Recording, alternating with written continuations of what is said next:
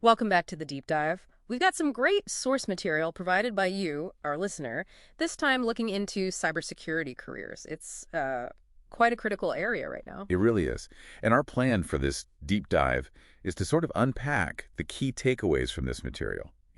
What's the current situation with cybersecurity jobs, what's driving the demand, and importantly, what's needed going forward. And these sources, they don't really bury the lead. Right up front, there's this honestly staggering number.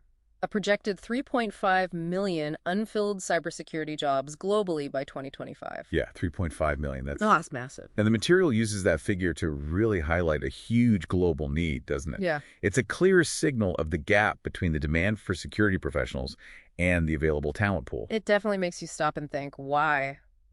Why so many openings? The sources give a few reasons. One big one is just the speed of everything moving online, right? Digital transformation. Exactly. Businesses have way more digital assets now. Cloud adoption, remote work, all that stuff. So more things to protect. Makes sense. And it's not static. The field itself, cybersecurity, it changes constantly. New threats pop up, technologies shift. So the skills needed yesterday might not be enough tomorrow. Precisely. The sources really hammer home that need for continuous learning. It's a huge factor in why it's hard to keep roles filled. People need to constantly upskill. And they also touched on a hiring challenge, didn't they? Something about companies maybe looking for years and years of very specific experience. Yeah, the material points that out. Sometimes the requirements listed, they might be a bit rigid, asking for deep experience, even when maybe strong foundational IT skills and the ability to learn quickly could work. That could definitely create a bottleneck. Right, making it harder to fill those spots quickly, even though the need is obviously urgent. And that urgency, it's really being fueled by the threat landscape, which is also evolving pretty dramatically. The sources get into what they call the next wave of threats. Okay, like what? This sounds interesting. Well, one major thing is AI, artificial intelligence, not just for defense, but attackers are using it too. How so? The material mentions things like using AI for smarter phishing attacks that are really convincing, or automating searches for vulnerabilities, even creating malware that can change itself to avoid being detected. It basically speeds up and complicates attacks. Wow. Okay, so AI is a double-edged sword there. Definitely. And then there's the whole Internet of Things, IoT explosion. Ah, yeah. Smart speakers, cameras, thermostats, even industrial stuff. Right. And the sources emphasize that every single one of those connected devices is potentially another way in for attackers. Yeah. It just makes the whole network perimeter much larger and frankly, harder to secure. More doors to lock, basically. You got it. And looking even further out, the material briefly mentions quantum computing, how that could, down the line, break a lot of the encryption we rely on today. That's a longer-term, massive challenge. So these really advanced tech-driven threats are emerging, but the sources also say the old stuff is still a problem, right? Oh, absolutely. They're very clear on that. Things like phishing, tricking people into giving them passwords or clicking bad links. Yeah. Still incredibly common. Yep. And ransomware. Locking up files or entire systems and demanding payment. These are still huge, damaging issues that security teams fight every single day. The sources use these to show the sheer breadth of the threats. Oh, it's this mix. The old, the new, the complex, the simple social engineering. It all adds up.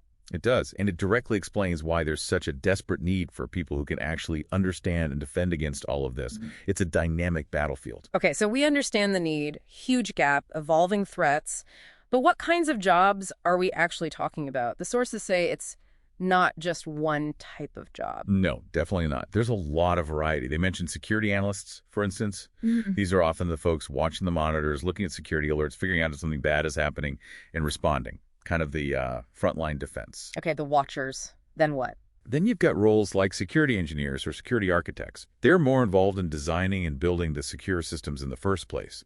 Setting up firewalls, configuring secure cloud environments, hardening systems, the builders. And the sources mentioned ethical hackers, too. Yes, penetration testers or pen testers.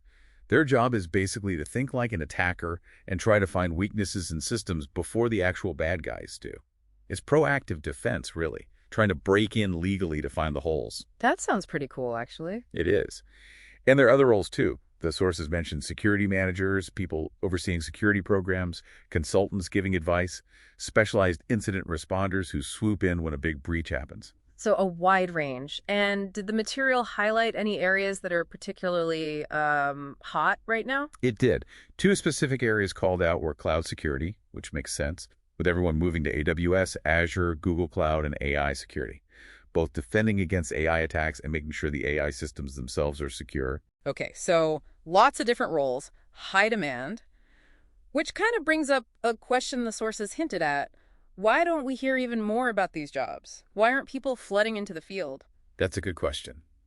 The material suggests maybe it's partly because other tech sectors get more limelight, or maybe the paths into cybersecurity aren't always seen as clearly defined. And maybe that perception issue we talked about earlier, needing very specific experience right away. Exactly. That perception of needing, 5 years doing exactly this one thing can definitely seem like a barrier if you're looking to transition into the field. But the sources had a really important point about that, didn't they? About skills. Yes, this is key. The material explicitly states that many core IT skills are directly transferable to cybersecurity. If you understand networking or system administration or even coding. Those skills are valuable starting points. Hugely valuable. You don't necessarily have to start from absolute zero. That foundation is crucial. It's a major takeaway for anyone considering this, I think. That's really encouraging. So what specific skills did the sources say are needed beyond those transferable ones? Well, on the technical side, they mentioned needing a solid grasp of networking, how data actually moves around, understanding operating systems like Windows and Linux and how to secure them, and just core security principles, things like defense in depth. And cloud security knowledge was a big plus. A huge plus, yes. Knowing the specifics of securing cloud platforms is increasingly vital.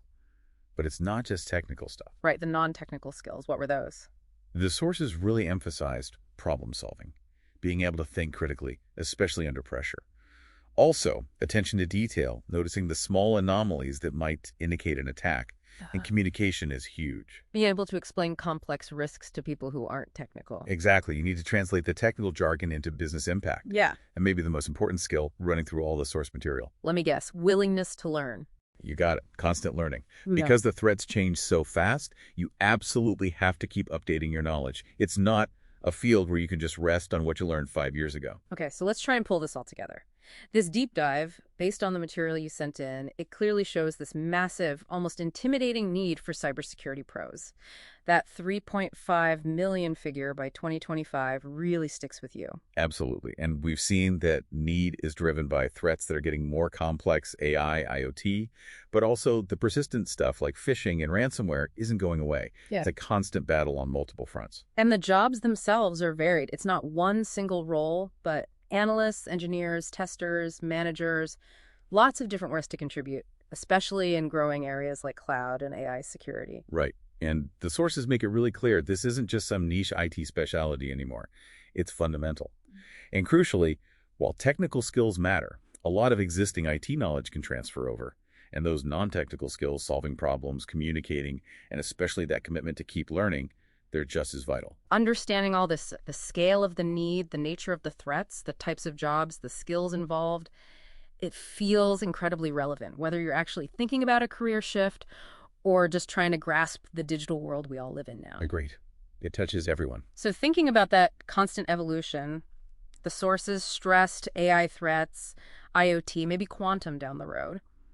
What does this material really imply about career development here? Is it becoming less about collecting specific, maybe soon outdated certifications, and more about building that core adaptability, that fundamental problem-solving capability, and just embedding that continuous learning mindset? What part of this whole changing picture really jumps out at you?